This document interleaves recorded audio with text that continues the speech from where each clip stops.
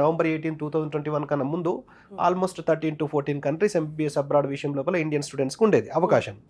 ఈ కండిషన్స్ వచ్చిన తర్వాత ఏదైతే ఈ రూల్స్ క్వాలిఫై చేయట్లేదో అవన్నీ కూడా డిస్క్వాలిఫై అయిపోయి ఇప్పుడు 6 to 7 కంట్రీస్ ఉన్నాయి.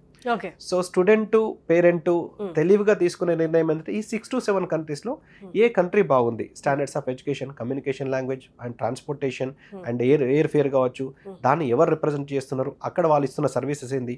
ఎందుకంటే ఆ కంట్రీ ఒకటి ఇక్కడ ఉండగానే సరిపోదండి, ఆ కంట్రీ ఉన్నది పోయి చదువుదామంటే దానికి through out the end of the course ఎవరు ప్రమోట్ చేస్తున్నారు, ఎవరు కాంట్రాక్ట్ ఉన్నది, దానికి అక్కడ సర్వీసెస్ అయిపోయేంత వరకు ఇవ్వడం కూడా ఇంపార్టెంట్. యూనివర్సిటీ కంట్రీ ఉండడంతో పాటు దాన్ని ఎవరు ప్రమోట్ చేస్తున్నారు, అక్కడ సర్వీసెస్ ఇస్తున్నారా లేదా అన్నది కూడా ఇంపార్టెంట్.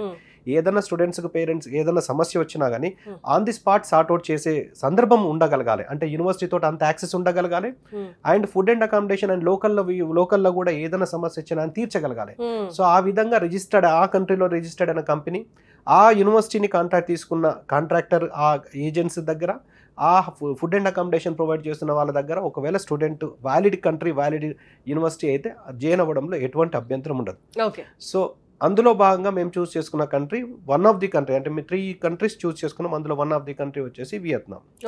సో మీరు ఇంతకుముందు అడిగిన క్వశ్చన్స్ వచ్చేసి మీరు ఆల్రెడీ వియత్నాం చూసారు, వచ్చారు, లాస్ట్ ఇయర్ కూడా వచ్చారు, మీరు విజిట్ చేశారు. వియత్నాంలో ఆఫ్ కోర్స్ మీదని కాదండి, చాలా మంది ఈవెన్ ఈ సినీ ఫీల్డ్ వాళ్ళు కావచ్చు,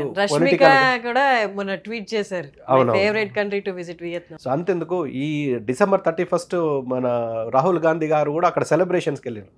సో ఆ లెవెల్లో ఉన్నది కాబట్టి, అంత బాగున్నది కాబట్టి సెలబ్రేషన్స్కి అక్కడ చాలా మంది పొలిటీషియన్స్ కావచ్చు, మినిస్టర్స్ కావచ్చు, సినీ ఫీల్డ్ వాళ్ళు కావచ్చు, బిజినెస్ మ్యాన్స్ కావచ్చు, ఒక్కసారైనా కనీసం వియత్నాం విజిట్ చేద్దామని వాళ్ళు అనుకుంటారు. సో అక్కడ ఈవెన్ షూటింగ్స్ కూడా చాలా జరుగుతాయి. సేఫ్టీ, సెక్యూరిటీ, స్టాండర్డ్స్ ఆఫ్ అన్ని కూడా బాగుంటాయి. Most importantly most affordable country in the world లో నెంబర్ 1 ప్లేస్ లో ఉంది.